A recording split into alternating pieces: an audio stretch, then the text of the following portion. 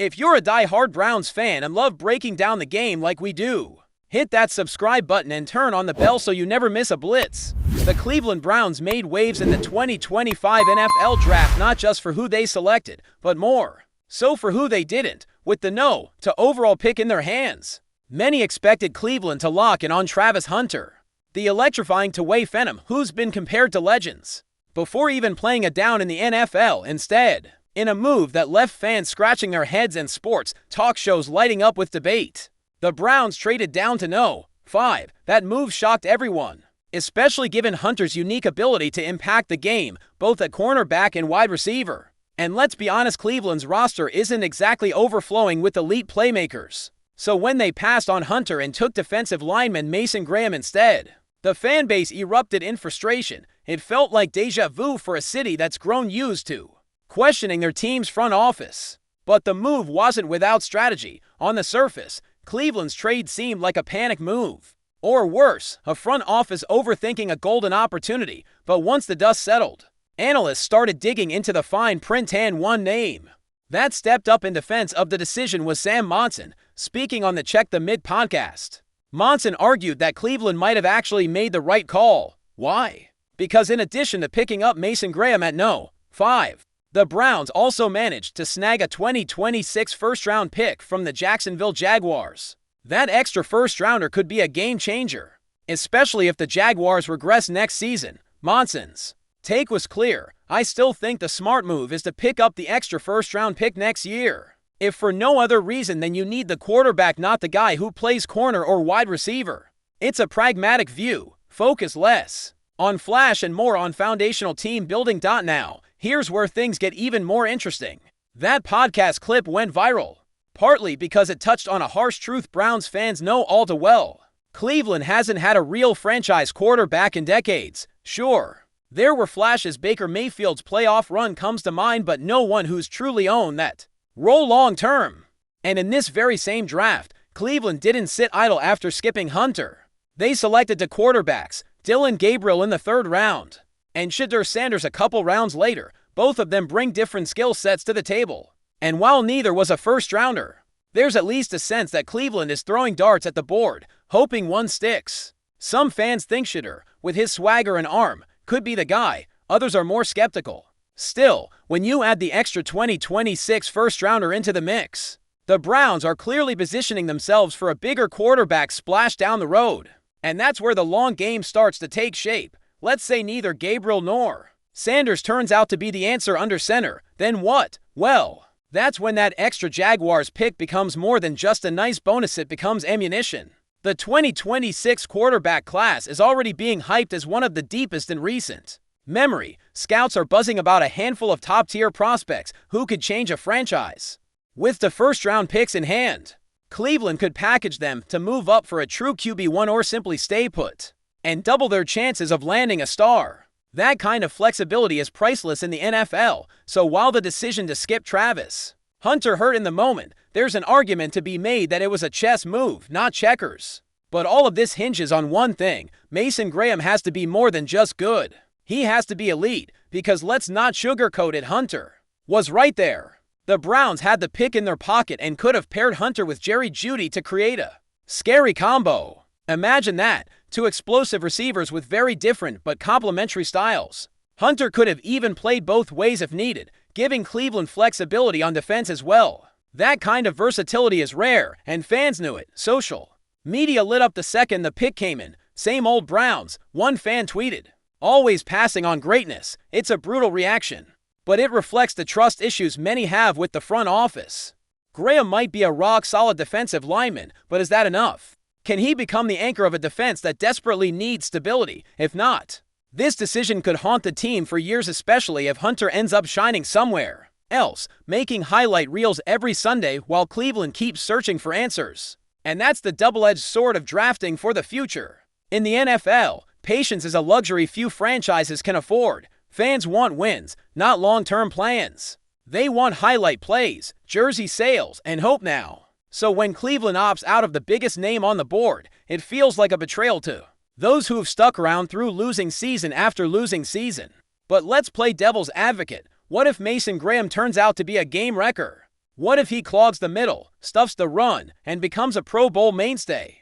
That changes everything. Suddenly, you're not just looking at a missed opportunity, you're seeing a defense with teeth. Pair that with a future franchise quarterback, and now you've got the makings of a team that can actually contend in the AFC. It's not a fantasy. It's possible, but as always in Cleveland, it comes with an asterisk if things finally go right. Let's also not forget where this team is coming from. Last season, the Browns stumbled their way to a brutal 3-14 record. They weren't just bad, they were disjointed. No rhythm on offense, porous on defense, and a general lack of identity. In that context, even a star like Hunter wouldn't have single-handedly flipped the script. Sure, he could have made some jaw-dropping plays. He might have sold a few jerseys and put butts in seats. But football is still a team game, and Cleveland had too many holes to fix with just one pick. So maybe the front office was right to zoom out and focus on the bigger picture.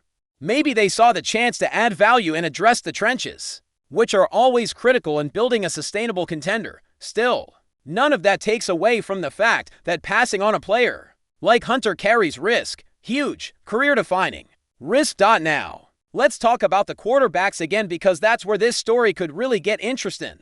Dillon Gabriel is a scrappy, mobile quarterback with experience and a chip on his shoulder. He's shown flashes of brilliance in college, but scouts question his arm strength and decision-making under pressure. Then there's SHEDEUR Sanders, whose last name alone brings headlines. But SHEDEUR's talent is real. He's accurate, composed, and has a natural feel for the game. He's also got charisma, the kind that can rally a locker room. Imagine if he becomes the answer in Cleveland. Suddenly, the Browns look like geniuses. They got their quarterback, added a D-line beast, and still have another first-round pick waiting in 2026. That kind of draft haul could shift the narrative from "what were they thinking?" to "how did they pull this off?" But again, it all comes down to development, patience, and a little bit of good fortune, of course. This wouldn't be a Browns story without a healthy dose of skepticism, and to be fair, they've earned it. From quarterback bust to front office fumbles, Cleveland's history is riddled with missed chances and what-ifs. So it's no surprise that fans are holding their breath after this latest gamble.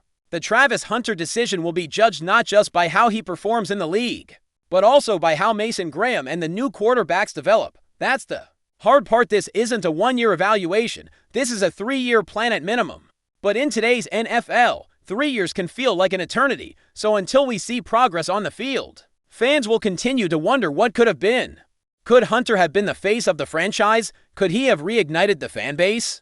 Could he have changed the culture? Those are the haunting questions that will linger until the Browns start winning again. In the end, the Browns made a bet. They bet on the trenches, on future flexibility, and on finding their quarterback through volume and vision. It's a bold strategy, one that could blow up in their faces, or make them look like the smartest guys in the room.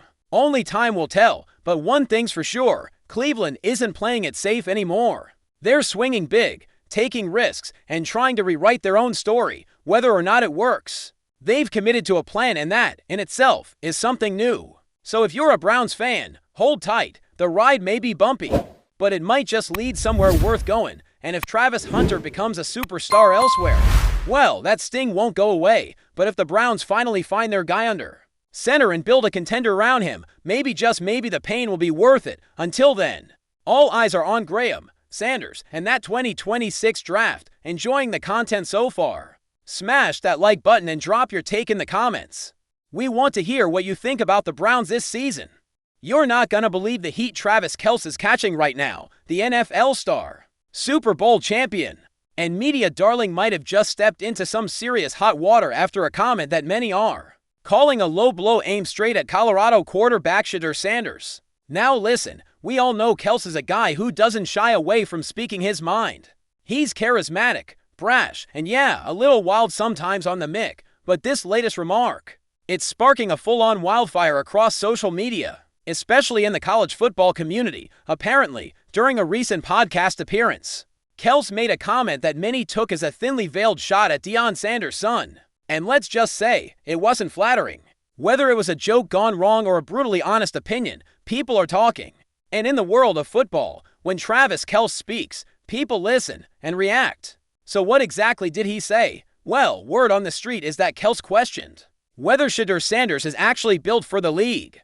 suggesting that the hype might be louder than the talent. Ouch. For a college QB who's been under a constant spotlight, thanks to his legendary dad and a breakout season with Colorado, that kind of shade hits different. And the way KELCE said it, with that casual confidence and a smirk, made it sound like more than just football banter. Fans who heard the clip say it didn't sound playful, it sounded dismissive. Now, SHEDEUR isn't just any quarterback. He's got swagger, stats, and arguably one of the most electric QB personas in college football today. He's Deion's son. For crying out loud, the kid carries a whole program's image on his back. So for KELCE, a guy at the very top of the NFL food chain, to drop that kind of line, man, it raised eyebrows. But here's where things get really spicy. Some folks are saying this wasn't out nowhere. There might be some history brewing behind the scenes. You know how athletes talk, DMs, sideline whispers, group chats. Word is that KELCE may have been rubbing elbows with some NFL scouts and coaches who are, let's just say, less than convinced about SHEDEUR's readiness for the big leagues. That's the rumor, at least, and KELCE, being as connected as he is, might have just let that intel slip in public form. Not smart, because once it's out there, especially in today's media ecosystem, it's gonna fly. Within hours, the clip was viral, sports shows picked it up, Twitter went nuts. SHEDEUR fans came out in full force, defending their guy and calling KELCE a hater. It's a full-blown digital brawl now, and both camps are digging in. You gotta remember, Travis KELCE isn't just a football player, he's a brand now. Between his Super Bowl glory, his podcast with his brother, and yes, that relationship with you-know-who, everything he says gets amplified 100 times. So when he talks down on a young, rising star like SHEDEUR Sanders, it's not just locker room talk anymore. It's content, it's narrative, and whether he meant it seriously or not, people are running with it. But maybe that was the point. Maybe KELCE knew exactly what he was doing. Maybe he wanted to stir the pot a little, shake up the narrative, throw some cold water on the SHEDEUR hype machine. After all, this is a guy who thrives in the spotlight. Could this have been a calculated jab, or just a case of someone speaking off the cuff and not realizing the impact? Now let's not forget, SHEDEUR Sanders is no stranger to criticism. He's been in the fire all season long, from people calling him cocky to questioning if he's just coasting on his dad's name. The noise hasn't stopped, but every time SHEDEUR has responded on the field, he's got the stats, the poise, and yeah, the flash. He's not just a product of Deion's legacy, he's carving out his own. And maybe that's exactly why KELCE's comment stings so much, because it undermines everything SHEDEUR's been building. It feeds into that tired old narrative that he's just hype. And let's be real, when someone like KELCE, a guy with rings and respect, tosses that kind of shade, people start to wonder if there's truth to it, even if there isn't. Some insiders, though, are saying this might actually be personal, that maybe there's some beef between camps. We don't know for sure, this is all speculation, but imagine if there's more to the story. Maybe someone close to KELCE didn't like the way SHEDEUR handled something on social media. Maybe there's tension between Team Sanders and some folks in the NFL circle. It's not impossible. These things don't always play out in public, but once a comment like this surfaces, it drags all the hidden tension into the spotlight. Suddenly, what sounded like an offhand remark becomes a symbol of something bigger. And when the sports world sniffs out drama, they pounce. This could blow over in a week, or it could grow into a full-on storyline heading into draft season.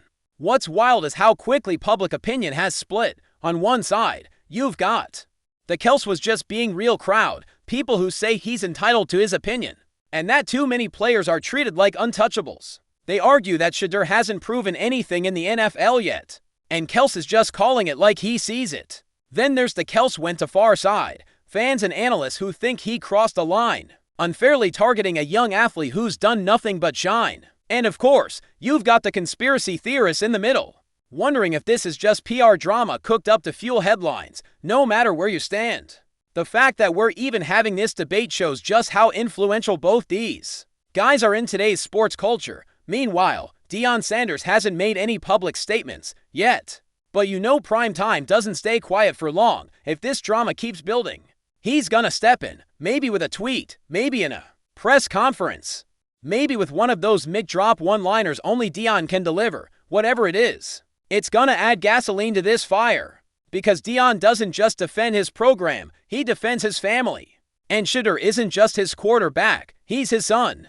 That changes the stakes completely. This isn't just football anymore, it's personal. And with the way this story is spiraling, don't be surprised if we're talking about this all the way into next season, especially if SHEDEUR keeps climbing up the draft boards. You think this is over? Think again. And here's where the NFL media machine starts turning. Already, draft analysts are being asked, is SHEDEUR really first-round material? Like clockwork, the criticism is resurfacing. Mechanics, decision-making, level of competition. It's like KELCE's comment was a spark, and now the talking heads are piling on. Fair or not? This is what happens in the spotlight. One comment can reshape the narrative. Suddenly, every move SHEDEUR makes this season will be under a magnifying glass. Every interception, every sack, every interview, all of it will be weighed against KELCE's words. It's wild how one remark can ripple across an entire draft cycle. And that's the danger of opinion in the sports world now. It doesn't just express, it influences. It creates pressure. Sometimes even before the player ever takes a snap in the league. At the end of the day, whether you agree with KELCE or not, one thing's for sure, the NFL and college football too is as much about storylines as it is about scores. And this storyline, it's just getting started. You've got the veteran champion throwing shade, the rising star caught in the middle, a legendary father looming in the background. It's got all the elements of a sports drama you'd binge on Netflix, only it's real. It's happening now, and it's gonna shape how we talk about these players for months to come. So buckle up, folks, because if this is just the opening act, I can't wait to see what happens next, and you better believe we'll be here, breaking it down every step of the way. Stay tuned, hit that like button, and let me know in the comments, did KELCE go too far? Thanks for riding with us on another Browns Blitz. If you liked the video, share it with a fellow fan. Hit subscribe and ring that bell so you're always part of the Dawg Pound conversation. Go Browns!